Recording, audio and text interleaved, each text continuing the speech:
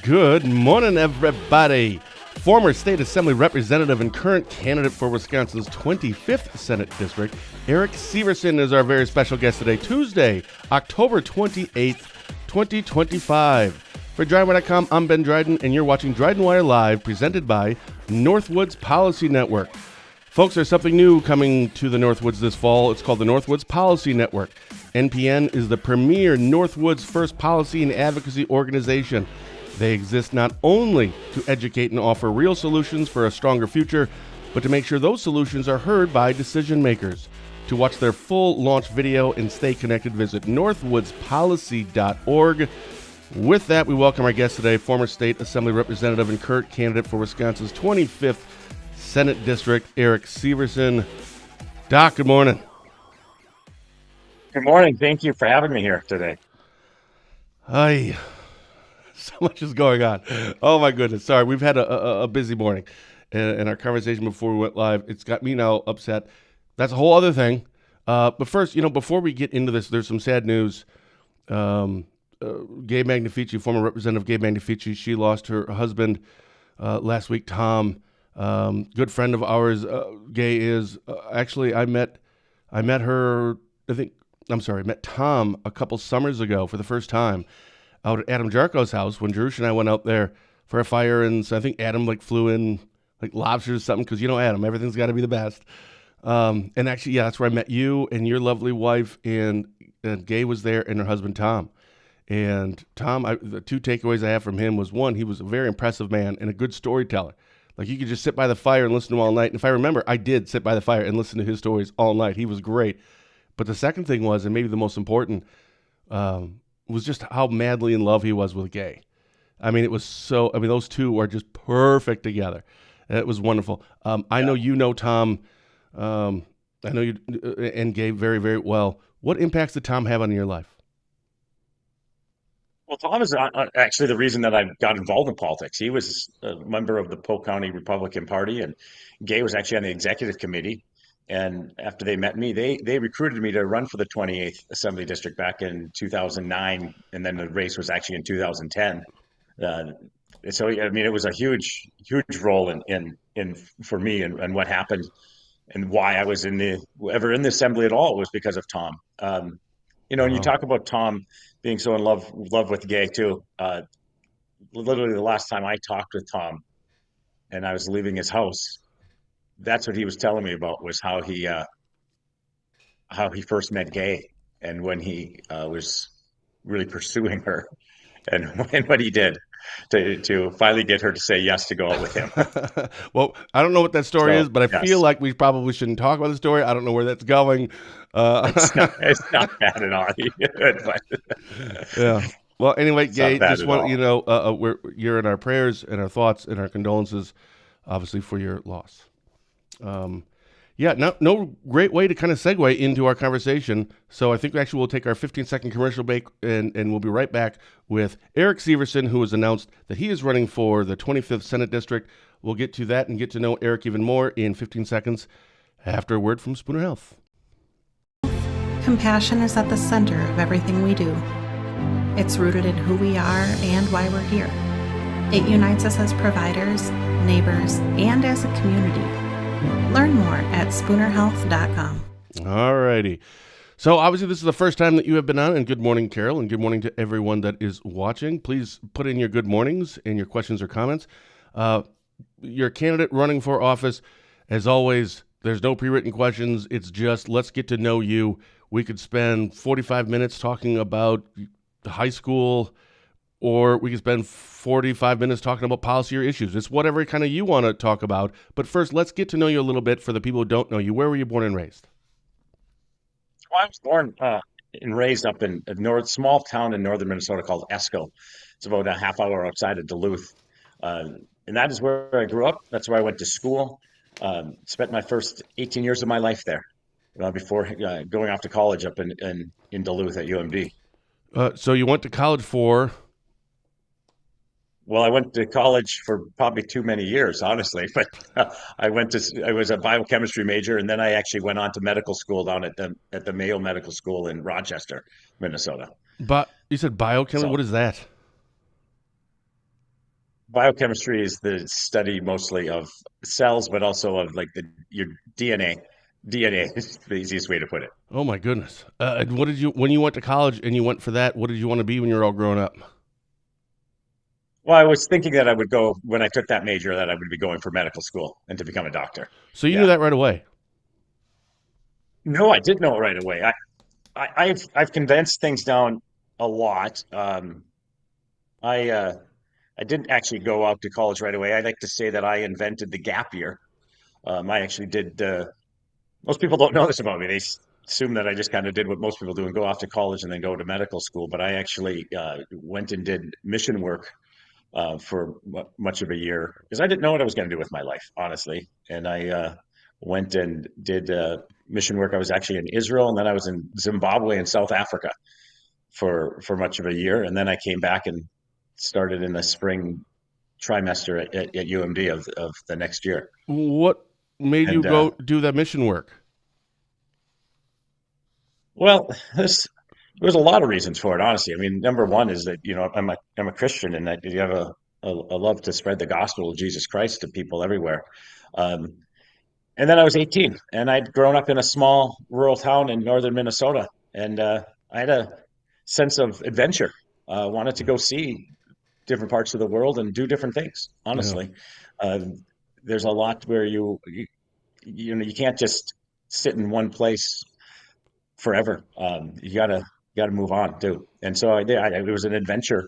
It was definitely an adventure. And then when I actually was in school, I actually went back to Israel and did a study abroad there for a semester. And one thing that hit me is I remember seeing a kid there, and he had a very strange head injury or birth defect. And I remember thinking, you can reach to those people and help those people most easily by being a doctor. And that was one of the big driving forces actually in my life. So no, I did not know always what I was going to do. But then when I did decide, that's where I was a biochemistry major and then headed off to medical school. Medical school. How long is medical school? Medical school is another 4 years, and then there's residency afterwards. So Yeah, I heard the then I residency did. takes a while, and that's kind of you really kind of make your bones there, right? I mean, is it? I've heard the same thing about with lawyers. It's as soon as you get out, you get a law degree, like those first year or two or whatever, like they just work the snot out of you, man. It's like you just don't have a life. Right. What's it like in residency? Well, residency, especially back then, because there's rules now on like how many hours you can put in. But my first week out, I worked 105 hours in the hospital. Yeah, there's only 168 hours in a week, so there's not a lot of time off. I see you Yeah, reaching down to do that math. yeah. Yeah, there's not a lot of time, and you learn a lot because you're seeing a lot. You also learn to become efficient because you want to cut that time down from 105 to something more reasonable. Yep. Yep. Where did you do A your lot, residency? it's a lot of work. I did it in a couple of different places. One, I started my intern year. I was up at the University of North Dakota, and then my next 2 years were down at the University of Minnesota at the Rural Family Practice Medicine residency in Mankato and Waseca, You got it. And so what year southern was Minnesota, again a rural area. what year was this about? That would have been when I was in medical school, or I graduated from medical school in 2002, and I finished residency in 2005. Okay, so then 2005. How did you end up in Wisconsin? Well, then I was looking for a job.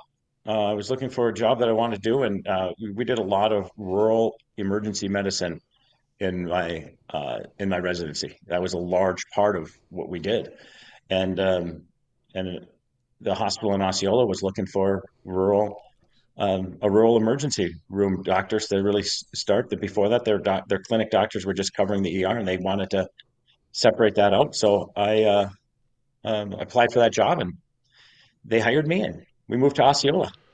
So, as an emergency room doctor? Correct.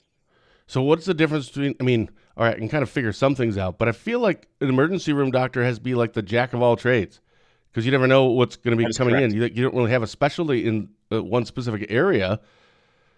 Do you regret doing that, or is it like, boy, I really wish I was just I don't know, a brain surgeon or just focused on I don't know, something else, like a specific Radiology, area that you yeah. go into. Um, uh, Yeah, when in medical school, you get to rotate around to multiple different specialties. So you get to see everything. And they want you to see that. That you get training and everything, but also so you learn what you want to do with your life. And there came a time where I realized I wasn't going to be a person who could go in and look at the eyeball every single day, 30 times a day, and be like, and be, I mean, it's fine if I look at it once a day on somebody, but I'm yeah. like, I can't do this 30 times in a row. I just can't. It was just, I wanted a variety. I wanted to see different things in people. Um, so it was it was an interesting choice to say, I just don't think I can do this. I actually, when I say the eyeball, I was actually thinking of doing ophthalmology. That was one of the things I was looking at. And I did research in that, and I published a paper in ophthalmology, and then I did my rotation. And the guy who was kind of my mentor in that, he actually even commented. He says, "I feel like this rotation has actually made you less interested in ophthalmology." And I didn't tell him, but after I had gone for about 2 days of the rotation, came home and told my wife. I said, "I don't know if I'm going to can get through 4 weeks of this, let alone the rest of my life doing Oh, this." So, so he was right. He was right. He picked up on me exactly how I was feeling. That this is not something that I think I can do with my whole life. I wanted more variety. So yeah, I mean, ER, you have to do multiple things. Rural family medicine, you kind of have to be able to do everything from, minor surgeries to emergency room care to OB to everything. So you got to get trained in everything for that. I suppose since you're a doctor, when you're at a party, when you're at a campfire with other people, or maybe even just Thanksgiving, how many times do you get asked, "Oh, you're a doctor. By the way, could you look at this mole?" Or fill in the blank with whatever else. All the time. Yes. All the time. All the time. It happened to me yesterday. I was at Tom's memorial service, and guy came up to me at the end and was like, "Hey, I just got to ask you this real Yeah. quick." Yeah. So yes, we did talk about something medical all the time. Does it get annoying, or is it like, okay, fine?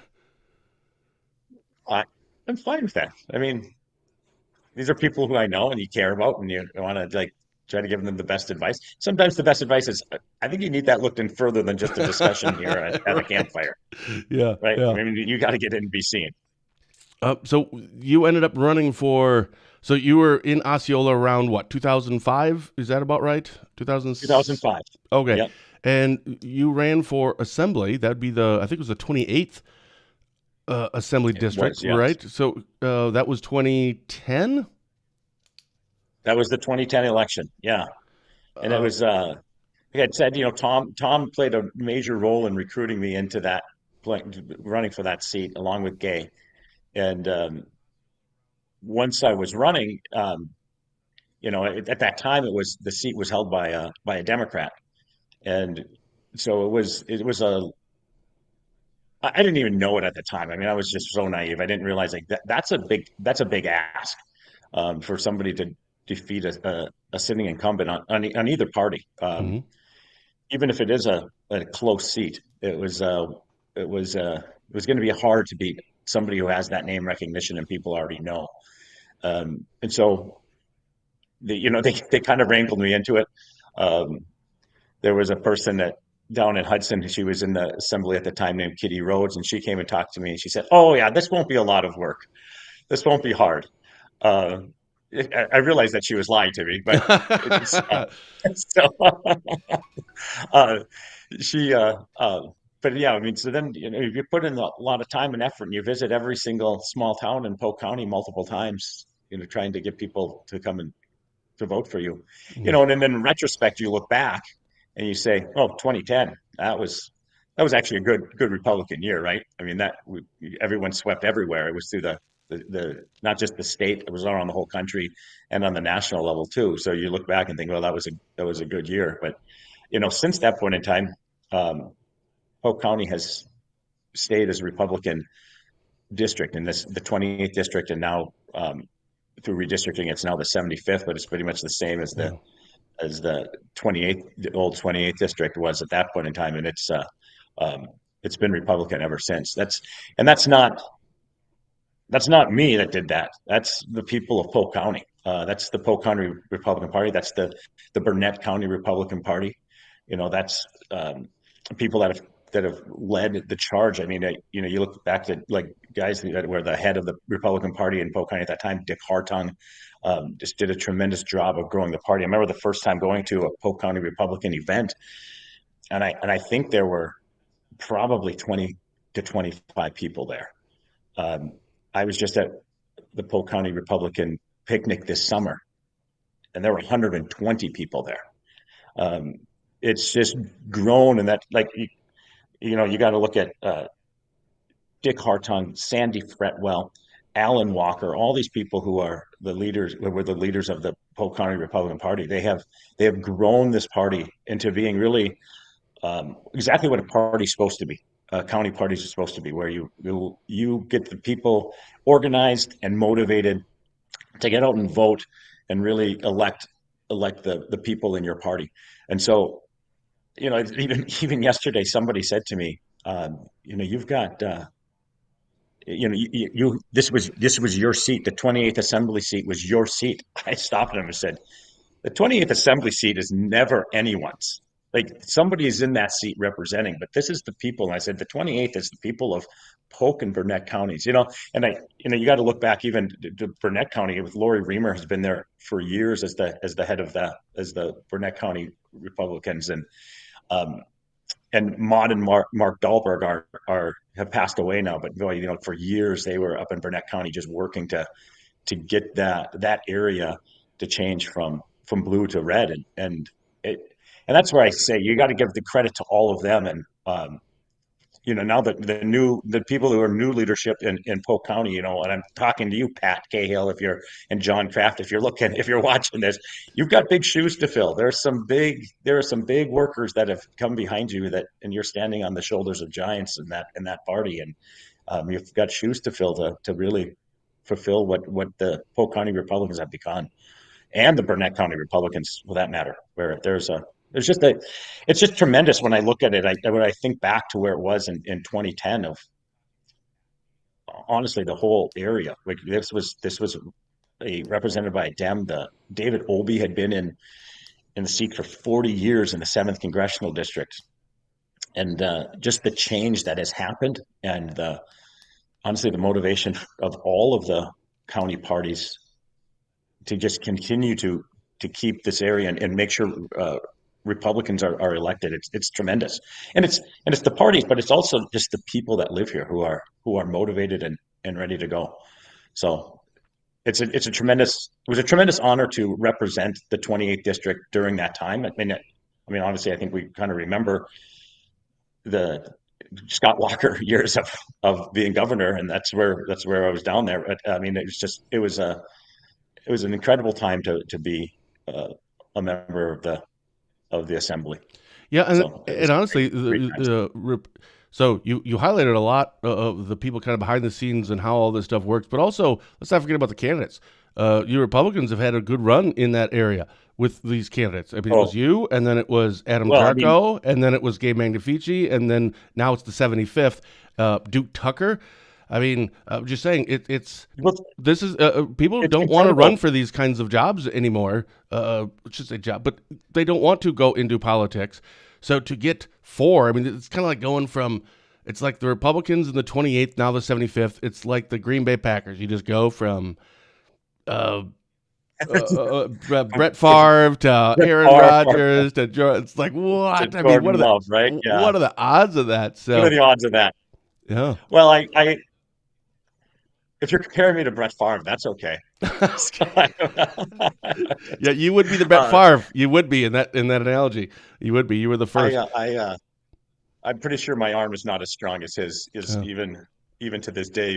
But no, I mean, yes, that is the thing. Is like, as I was leaving the assembly after doing 4 years there,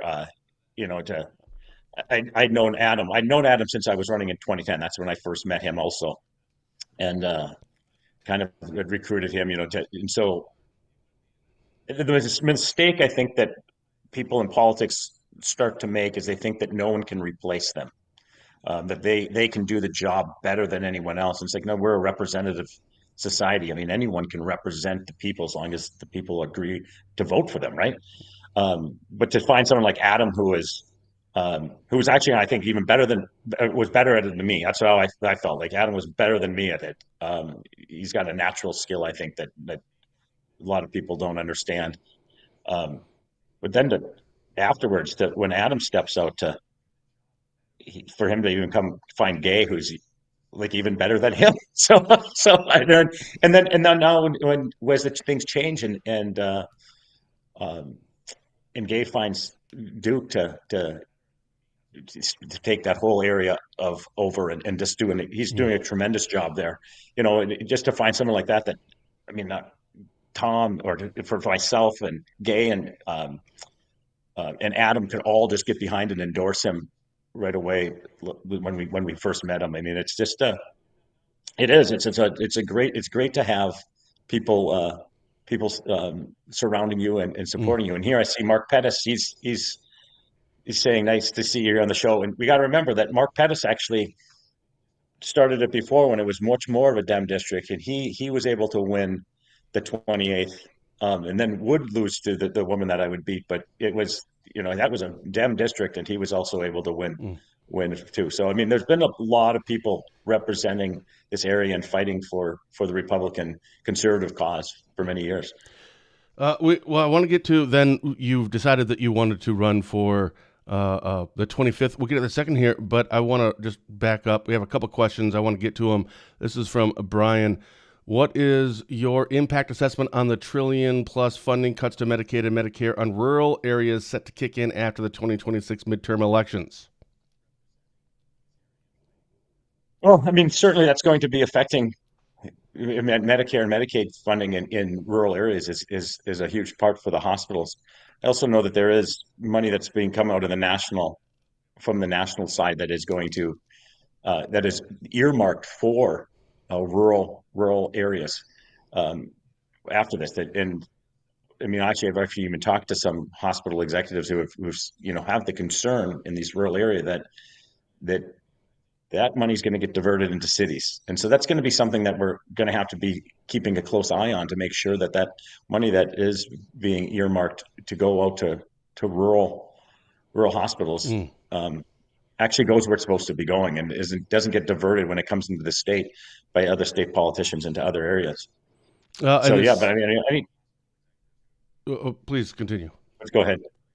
I was going to say, anytime there's changes in Medicare and Medicaid, whether good or bad, it certainly does affect rural hospitals and rural healthcare. This is why I think one of the bigger things that we really need to be looking at is development in rural areas. Not in multiple different ways, but not just tourism, but in really development of industry and jobs where people aren't going to be dependent on Medicare or Medicaid, or I should just say Medicaid in this case, for their health care, but rather on private insurance through the jobs in the industry that is actually in the area. And the second question here, okay, this is like I'm not even sure if you can answer this one because you're running for the 25th, but okay. Why does the U.S. spend 2 times per capita on healthcare as compared to any other developed country? Well, I think that's actually probably multiple reasons for it, honestly.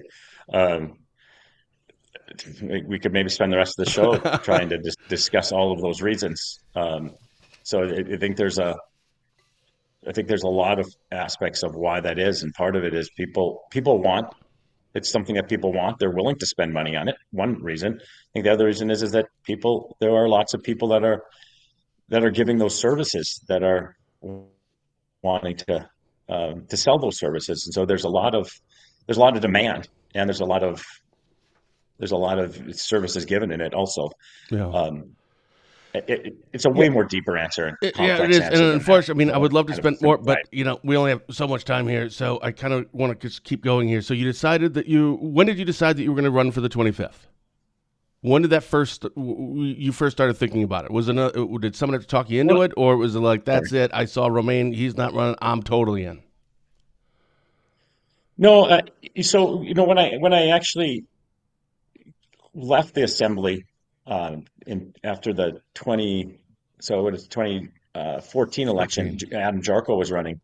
Um, I told my wife at the time we had twins at the time that I first ran, and they were 3 years old when we started running.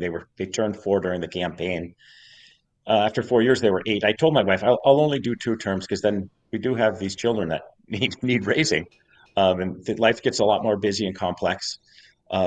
We'd also done so much down there at the time, and from Act 10 to um, right to work to there's just so many things, and and voter ID, and we when I decided to go back in, I had heard that Romaine wasn't running, and I just started discussing it some with my wife, and I actually was having lunch with Duke, and I just mentioned it to him. Um, I just mentioned it. He got really excited about it. I got to say, we're probably more excited about it than me running than I was excited about me running. And he's actually stayed on. He's kind of continued to recruit me for the last uh, 4 or 5 months to do this spot. So in some ways, it's this one's on Duke, but then Gay jumped in also and was really excited about having me run, and Tom again, um, and they were all doing that, and the reason I was looking at wanting to run again is I would say, like, in a nutshell, freedom. I looked at where our country was, what's going on in our state. You saw it in COVID, where there were these lockdowns. There were um, just different, just our different freedoms were really under fire, and it irritated me, honestly, to it more than I'd ever been irritated, I think, in politics in years. And just seeing these things happen, and then as you continue to watch things go on throughout the Biden administration, and you see the things happening here, honestly, in Wisconsin, with some of the Supreme Court decisions, and the way Evers is running the state with, through almost executive order. And um, it's just a time where I feel that we are at a spot where truly our freedoms and our rights are under fire, and we need to all be involved. We need to all fight for what we're going to for what we could possibly lose, as we saw in under the COVID rules. And so I was talking about it with my family, and then Charlie Kirk was killed, and my little son, I have a 10-year-old also, and he was, yeah, Dad, you should do this, you should do this. And then Charlie Kirk died, and I said, I've got to do this. I can't sit quiet while people are dying for having a conversation, for fighting for the rights and freedoms that we have. Um, and then my little son said to me, Dad, are they going to shoot you too? And I said, and honestly, I kind of said, no, no, no, no, of course not. But back in my mind, I thought, boy, 15 years ago, that wasn't even a question that would have been asked. It would not have even been asked. And now it's it is a legitimate concern. We don't know, but that is exactly why I feel like we need to run. Like, we're at a spot in time where speaking the truth and asking questions and having conversations leads to people saying, I'm going to shoot you. I hate what you say so much that I'm going to shoot you. I think one of the greatest strengths of conservatives is that we just want to be able to live our lives in freedom and to live our lives how we want. And we support other people doing that also. Ironically, I think it's their greatest weakness also, because we look and say, I want to just live my life. I'm not going to be involved. I'm not going to go out and protest Wow. every single weekend, right? We're not out there, but that's where we do have to get out there. We have to get out there, and we have to make our point. We have to be like Charlie Kirk and get out there and actually say, this is what we believe. This is why we believe it, and we have to be willing to fight for those rights. Um, so in essence, I mean, it's a pretty long answer. It's not like the 30-second here I meet somebody on the street and tell them, but that's a long answer of like where kind of went through to say, hey, we've got to get in there, and honestly, I mean, we've all got to get in there. We've got to pull our weight. I'm reading a book of yeah, the Boys in the Boat about the 1936 rowing team, and one of the that won the Olympic gold in Berlin. They made a movie about it, but one of the big things in there is everyone has to pull their weight. You have to all pull your weight. Like, I can't sit and do nothing and then expect others to step up and do it for me. We've got to be involved. This is an important time in our country, I do believe, and our state, and we have to be willing to fight for those things. In your press release, so I think you announced, I think it was October 6th. I grabbed this part off of your press release. You've already been endorsed by the U.S. Secretary of Transportation, former Congressman on the 7th, that'd be Sean Duffy, endorsed by former State Senator Sheila Harsdorf, current 10th District Senator Rob Staffsholt, obviously 75th Assembly Representative Duke Tucker, because that's in your district, right? Duke Tucker, that's in the 25th. Brent Walk, obviously you had mentioned Adam Jarko and Gabe Magnafichi. That must make you feel good, but how important is it to have endorsements?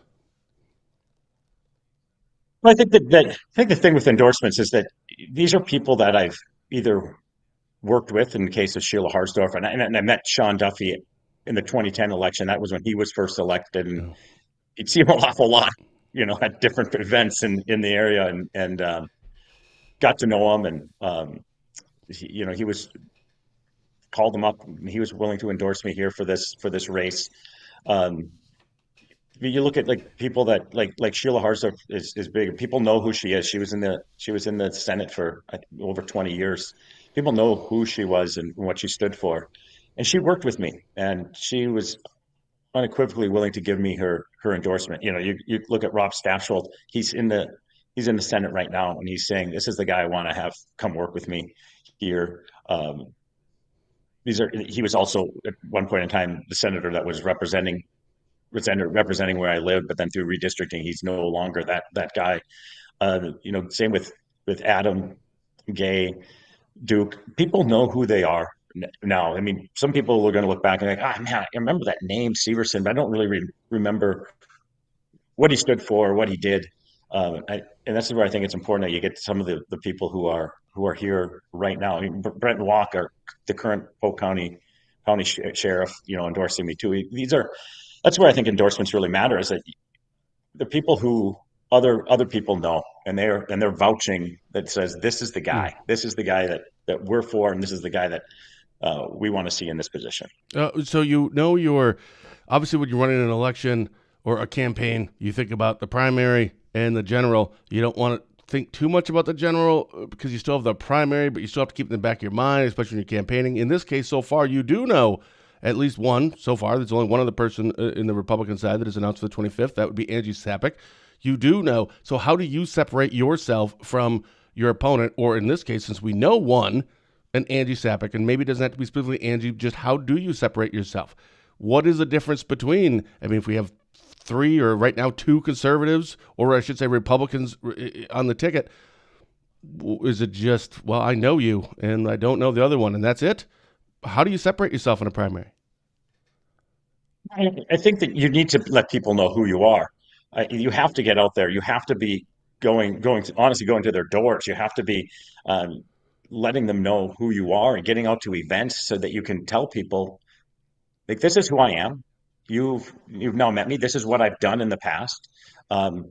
You can see who I was and what I represented when I was in the assembly in 2010 and 2012 and all the way through that time. You could look and say, I don't know Angie Sapek at all. I've never met her. I've actually only seen her once in my life. I don't know who she is. And so I'm not going to be like saying, oh, but she's this bad person. I have no idea. I have no idea about it. So that I really don't want to. I'm not going to be going into that realm at all. It's much more about me. And I'll be honest with you. You talk about it saying it's, hey, this is about a primary campaign, and I would say in many ways I disagree, because I think at all times we have to be trying to defeat the Democrat. That's the goal. And so, if we're trying to work just against each other, that doesn't help. That isn't going to help the overall real goal.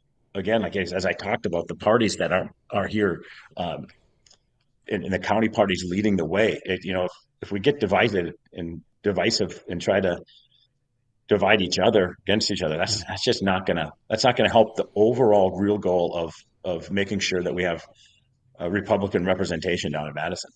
Yeah. There's a follow-up here from Brian Payos, who originally asked the question, or maybe it's different. Using Charlie Kirk's terrible murder to justify your position is nothing but promoting further division and fear-mongering. Unacceptable.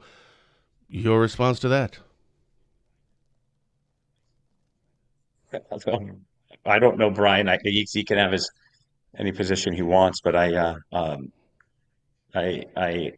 you asked me why I got involved in that, and that is actually a big reason where I stopped and said, "Hey, this is a big reason." And I enjoyed Charlie Kirk, and I respected Charlie Kirk, and I think he was doing an incredible work in this country of having a conversation with people, and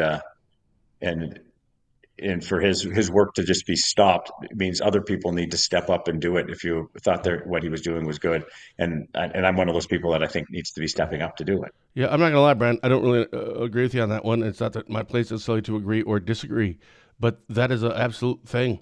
I've talked to so many people that after his death, they've decided to do something, and in various different ways. They decided that's it. That's this is motivating me to. I was talking to somebody recently, even like church attendance. Someone was telling me in their local town that their church attendance was going up just because of this. And I don't know why. It's just it had a huge impact on a lot of people. I don't really understand how that is creating division or fear mongering. But again, your opinion, perfectly entitled to it. So what do you think right now are the biggest issues in Wisconsin that we're facing? I mean, the list could be 100 long, right? But some that you're going to be kind of championing when, boy, you elect me, and this is the stuff that I'm going to fight for. Yeah, well, one of the big things we're going to have to be looking at here is development. We have to have a rural development in the north, and one of the big things for development is honestly energy. And so there's some issues with electrical energy development in this area, and those are some of the big things that are going to have to be worked on and worked out, and multiple players working on it to do so. I honestly think another issue as far as just the way the state is run is we have to look at, specifically in this state, is just the unintended veto power that the Supreme Court has over both the governor and the legislature at this time, where they can rule almost anything is unconstitutional, it seems to me. We have to look at saying this, that those elections are a nonpartisan election in the spring, and we have to. I believe we need to look at saying we maybe want to move this over to being a fall partisan election. These people are doing so we know what they're standing for, and what they are, instead of having turnout of 10%, but a real turnout where the people who are running for the Supreme Court need to stand on and let everyone know how they're going to rule and what the decisions they're going to make. Is that something? Hold on a second. Is that something that the legislature can do? I literally did not know that. I think it would actually take a constitutional amendment. You'd have to change it over to twice. You'd have to send it twice through the legislature, both the House and the Senate, and have it approved, and then go to referendum before the entire state to have that done, to change the Constitution. I mean, at this point, might as well. We've got to try. We've got to try. We can't have these nonpartisan elections and then elect extremely partisan people. So, yeah, I mean, well, some of the rulings that have come out of it lately. That's a good one. And our good friend David Wilson, former Select Police Chief. Yeah, what are the three policies that you will address if elected? Is this one of those policies? Are you going to look at, and I guess this isn't really a policy, but that would be something that you'd try to champion, what you're referring to the Supreme Court. But what are three policy issues that you will address? Well, I mean, number one thing I think that we have to have all around our state is we have to have to look and say we need less taxes. I mean, less taxes is equal to more revenue to drive our economy and to drive small businesses, and especially on our businesses side, we need to have less taxes. I would also be always championing personal freedom for people, and then I would also be looking at some of these larger policy issues of where are we going to be going as far as state governance, as far as this with the Supreme Court. Those would be some big ones. I mean, we could talk about multiple other issues that are going to come up, and then that are going on in the state. But to me, I also just see the issue of one of the policy issues that is out there right now is even the electricity that is being driven, and how it's being done, and how it's being truly transported throughout our state. And that is a big issue that's out there right now that's going to have to be worked on. It's way bigger than I think people realize. Yeah, I agree. I mean, yes, I agree. Yeah. I mean, from what I've looked into it, it's a very big issue. 100%. Obviously the ones that everyone wants to know: abortion, marijuana, and probably even education. Those three things, everybody, it's just a thing, right? So what is your view and what is your stance on abortion? Abortion. I am 100% pro-life. I am life begins at conception, and there's that's the one issue that I am just absolute on, like where I can't understand the other viewpoint. That is a human being.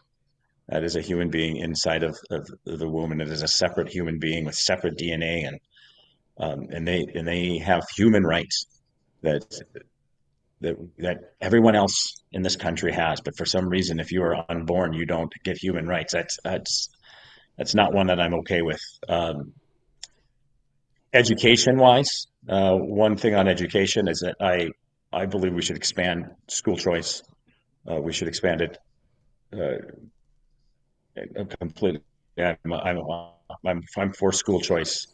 And the last one was marijuana. Marijuana is, hey, if this is going to be a longer answer, because from experience of working in the ER, of where people want to smoke marijuana in their own home and it doesn't affect anyone else, who cares? Go for it, right? Agreed. As marijuana the THC has become more potent and much more used.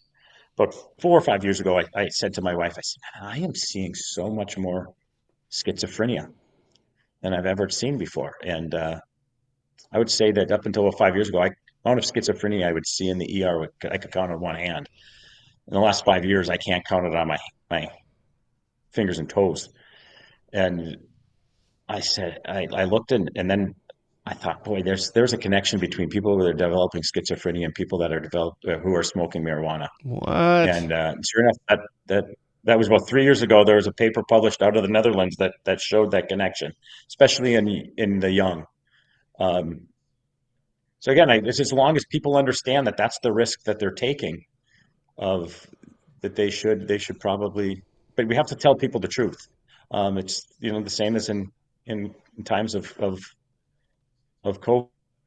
Like, we didn't necessarily tell people the truth about medical stuff. Like, we need to tell them the truth, that if you're going to do marijuana, you are increasing your risk of developing schizophrenia, and that does have an effect on all of our society, honestly. So, but it's something that people need to know about. We should just inform people, well, so they can make their own choices. Right. You've run 2 elections already, right? When 2010 and then re-election in 2012. You've probably learned stuff from that, but you've seen a lot of elections, a lot of candidates, both sides. What are the biggest mistake that candidates that you see usually make in a campaign? I would say the biggest mistake I think people make overall is not understanding who they're representing, honestly. They either aren't actually from the area and are just moving in, or they are. Well, that's crazy. Well, I mean, I'm not going to. I'm not talking about. I look back at a couple of our last governor elections, but Uh, where people just can't connect real well with them, but they don't, or that they don't understand, and because of that, they don't understand the real issues that are affecting people in the area. Um, I think that's one of the important things that we need to look at is like why do we why we what are the big issues that are affecting people here, and how do you get that out. And then the other mistake is that people just you can't do that by sitting at home or sitting on the internet. You've got to be out there working. You have to be out there kind of in the grind of election mode, where you are going and meeting as many people as you can, and letting them know what you stand for, so that mm. they want to get out and support you and vote for you. You can't just that's one of the biggest mistakes people make, is that they don't spend enough time on the road. Yeah, the door knocking thing and being at events, that is a staple and it'll never go away. In fact, I say it's probably even more important Mhm. now than it ever has been. The money isn't as big as it was before. It still certainly is, but yeah, it's the boots on the ground stuff. That stuff makes a huge difference. What are you going to? I'm sure you've thought about this. What are your opponents, whether it's the primary opponent or a general election opponent? What are they going to go after you for? What are they going to hit you on? I don't know. Um, I don't know. Um, I- Maybe that I'm not a full-time politician. I don't think people should be full-time politicians, though. I thought we didn't So, like full time I'm politicians. a I don't know. doctor, and I can never. I don't know. I don't know where we are on that. I, I, What I don't know. I'm not sure. what about term limits? Where are you I on don't know. term What limits? would you hit me? What would you hit me? What would you hit me on, Ben? What would you hit me on? I don't know. I have no idea. Uh, I don't know. I, I I don't don't know. know either. I resonate a lot with you. I like the little facial hair there. I like the bald head. I like the That's black. right. I mean, That's right. There you go. Right? uh, No, I, I can't tell you. We'll see I though. guess we'll find out. Right. Yeah, Right. right. I mean,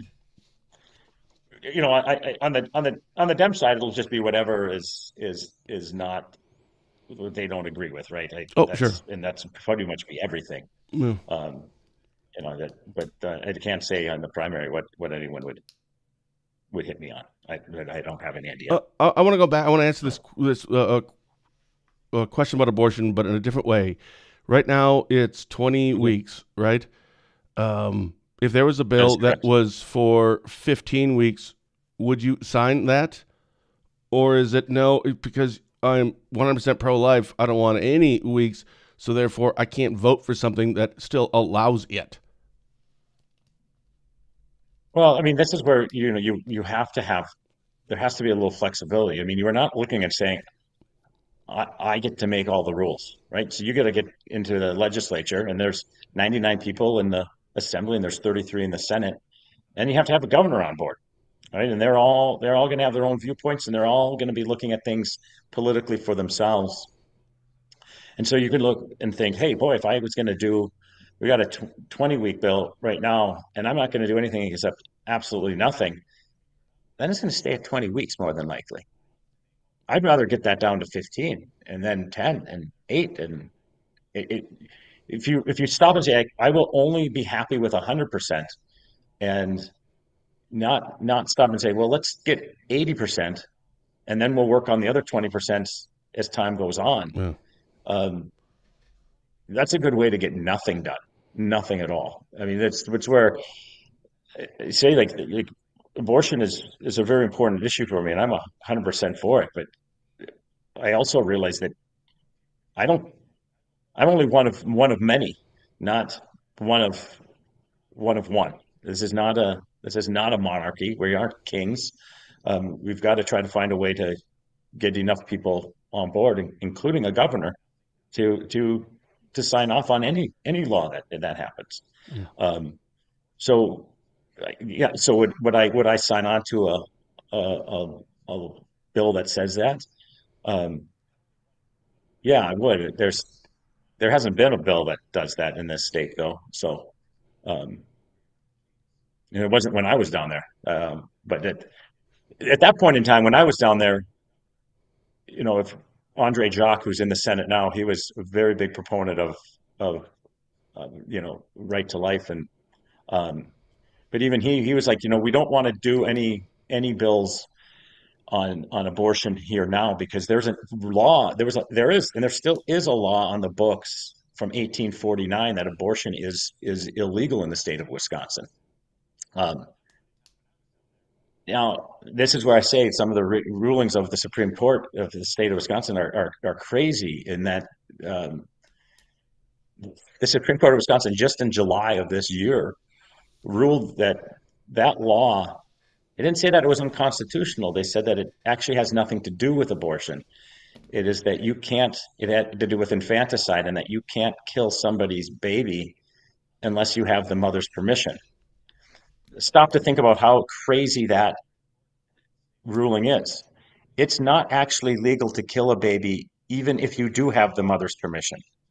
And so this is why I look and say that we have to do things about a Supreme Court that is literally making that kind of a ruling about a law written in 1849. So they'd have been on the books. We didn't do anything about abortion when I was down there. And that was the big reason why. That was actually even the pro-life groups would say, let's not do anything because if we're going to overturn their big goal was to overturn Roe versus Wade. And when that's overturned, abortion would be illegal in Wisconsin. Now, the real irony is that when it was overturned, it wasn't enforced in Dane County. It wasn't enforced in Milwaukee County. There was a law.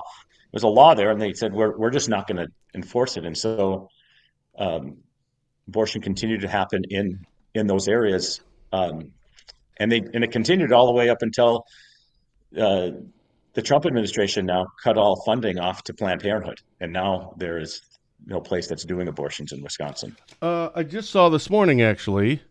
Maybe it was last night. That changed. Okay. I didn't see that. Yeah, it's actually, I think I put it in our headline links on our website here. Hold on. Yeah, I just saw that this morning. I think they're giving up their tax exempt status or something. So now they can resume. Planned Parenthood is? Yeah. Planned Parenthood, no longer essential provider, will resume abortion. Planned Parenthood Wisconsin is giving up its role as a critical healthcare provider in order to once again provide abortions. Planned Parenthood on Monday announced that it's relinquishing its status as an essential community provider in order to resume abortions in Wisconsin. So that happened yesterday. Well, at least on the bright side, they're still not getting federally funded. That's the good part about it. At least our tax dollars aren't going to it. And I know the current law now is 20, and so you might ask, well, how did that happen? And that was done. I think it was in 2018. Was at it the end of 15? I think it's at the end of Walker administration. Maybe it was 18. I think it was somewhere in the 18. mid-teens. Yeah. All right. Well, I think it was 18. And from what I understand, that was done with anticipation that the Wisconsin Supreme Court would do some sort of ruling on the 1849 law like this, but they wanted to try to limit it as much as they could. Well, obviously, we're going to get you back on. I'm not sure. I wasn't in the assembly at the time. Yeah, we're going to get you back on next year after, kind of all the people we're having it now because we have a lot of candidates on right now because everyone's announcing right now, and then probably have everyone back on before the election because we're still like 270 days away from the primary in August. So we have a long way to go. Okay. So we'll have you back on, get more into where your stance and views are on things. But is there anything that you want to make sure we talked about that we didn't get a chance to talk about? Here we got to shrink government. That's, I think, that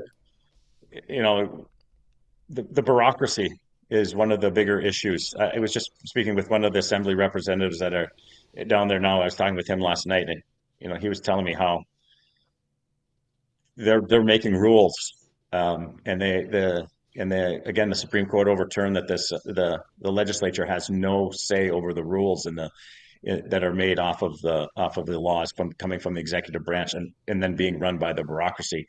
We need to do everything we can to fight the bureaucracy, or as Donald Trump likes to call it, the swamp, um, of people that are there that are not elected officials who are running things who are making a lot of rules and running things in many ways in our state without any supervision. Yeah, and people that really shouldn't be. I mean, not the individuals. And this is the part that always blows my mind, is that if you are on the side, like if you like the things the Supreme Court has done, now there's been a liberal Supreme Court, and you like that they're doing it, I mean, at least own it and say, okay, I don't think this is how we're supposed to. This is not how this government is set up. That's not how this is supposed to work. But I really like their answers. Yeah, but be careful, because at some point it's going to go back the other way, and you're not going to like that. I mean, this should be so easy, Doc. So, like, how can we get behind this? Just because you like the outcome, this is bad on so many levels. But you see, I think that is where I go back to actually even saying we have to decrease taxes. We have to decrease the size of our government, because when it becomes so big and there's so much money involved in so many of these things, it has the opportunity to just, people are saying, we'll do whatever we have to win, instead of saying, let's get people on our side, let's have a disagreement and have a discussion and then come to it. But that's is why I think one of the biggest things we need to be doing is at all time is shrinking the bureaucracy and shrinking government. All right, you're speaking my lingo now. Okay, just saying. I'm a proponent of that. All right, Erik, thank you so very much. Doc, it's been a pleasure. Thank you. Thanks for having me. Special thank you to former state assembly representative and current candidate for Wisconsin's 25th Senate District, Erik Severson, for taking the time to come on for a chat today. I'll see all you back here this Thursday, October 30th, 8:30 a.m., when I will once again be chatting with Senator Romaine Quinn, who always joins us on the last Thursday of the month. On a quick side note, we may be doing an additional show this Friday, the 31st. We'll have to kind of wait to see how things develop over the next 48 hours. If we do, we'll announce that on our website, as well as our guest that will be on Friday. So until then, for DrydenWire.com, I'm Ben Dryden saying thank you for watching, and as always, have a blessed day.